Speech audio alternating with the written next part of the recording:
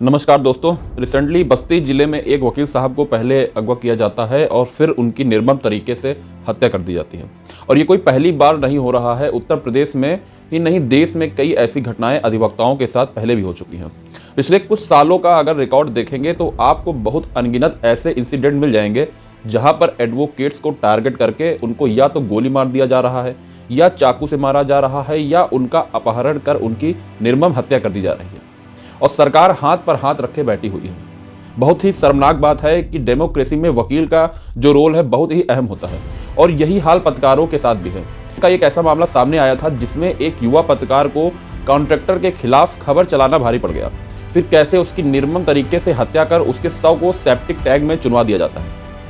ये हाल है वकीलों और पत्रकारों के साथ। तो अंदाजा लगाइए कि आम आदमी कितना ही सुरक्षित होगा। महसूस करिए।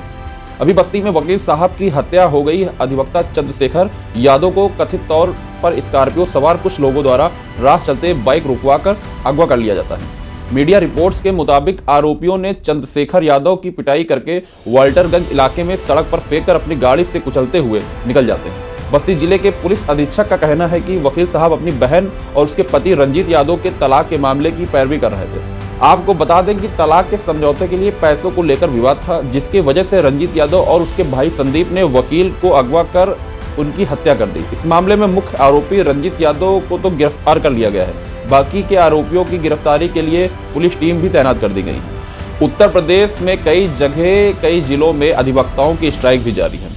पर क्या सिर्फ ये काफ़ी है? मेरा मानना है बिल्कुल नहीं। जब तक कानून का कठोर तरीके से पालन नहीं होगा तब तक ऐसी घटनाएं रुकने वाली बिल्कुल नहीं है। अभी कोई अधिवक्ता साथी ही अधिवक्ता भाई के हत्यारों का मुकदमा लड़ेगा। वो कौन लोग हैं जो अधिवक्ताओं के हत्यारों का मुकदमा लेते हैं? उनके बारे में अधिवक्ता संघ का क्या रुख है?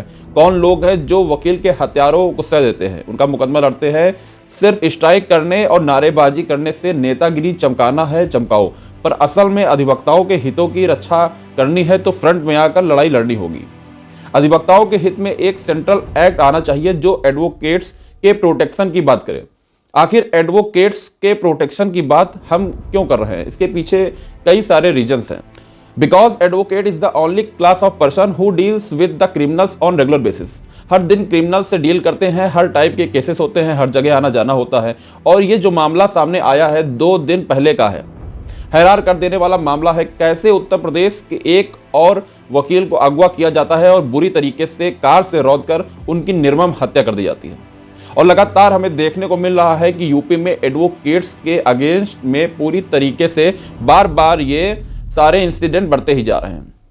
रिसेंटली ही हमने देखा है कि कासगंज में कुछ महीने पहले एक महिला एडवोकेट का अपहरण किया गया और अगले दिन उनकी डेड बॉडी एक नहर में पाई जाती है। यूपी में घटनाएं कोई पहली बार नहीं है जब ऐसी घटनाओं को अंजाम दिया गया है।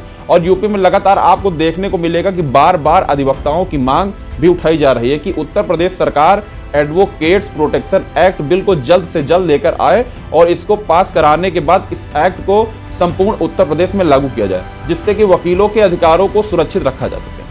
अब समय आ चुका है कि उत्तर प्रदेश ही नहीं पूरे भारत में सेंट्रल गवर्नमेंट को चाहिए कि एडवोकेट प्रोटेक्शन एक्ट लेकर आए, जो कि पूरे भारत के वकीलों को सुरक्षा प्रदान करता हो।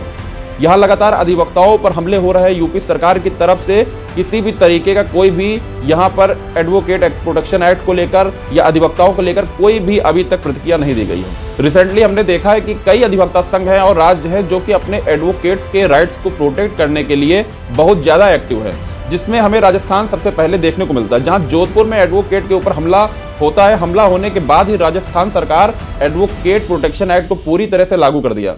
और साथ ही एडवोकेट के घर वाले हों या उनकी कोई प्रॉपर्टी हो या उनसे रिलेटेड जितने भी एसेट्स होते हैं, अगर उसको कोई भी नुकसान पहुंचाता है तो ऐसे केसेस में उन लोगों के खिलाफ विशेष प्रावधान बनाए गए हैं, जिससे जो भी एक्यूज पर्सन है उनको पनिश किया जा सके। लेकिन क्या उत्तर प्रदेश में इस तरीके का कोई भी कानून है? अधिवक्ताओं के खिलाफ क्राइम दिन प्रतिदिन बढ़ता जा रहा है। मेरा मानना है कि पूरे भारत में एक सेंट्रल एक्ट बनाया जाए और उस एक्ट में एडवोकेट्स प्रोटेक्शन के लिए हम तमाम लॉयर्स को, एडवोकेट्स को, लॉ स्टूडेंट को एकजुट होना पड़ेगा, क्योंकि वकील की यूनिटी ही उसकी ताकत है। हमें एक साथ होना होगा। मेरी आप सभी से अपील है कि इस वीडियो को ज़्यादा से ज़्यादा शेयर करें ताकि ये आवाज़ सरकार के कानों तक पहुँचे, जिससे उनके कानों में जू रेंगना शुरू हो।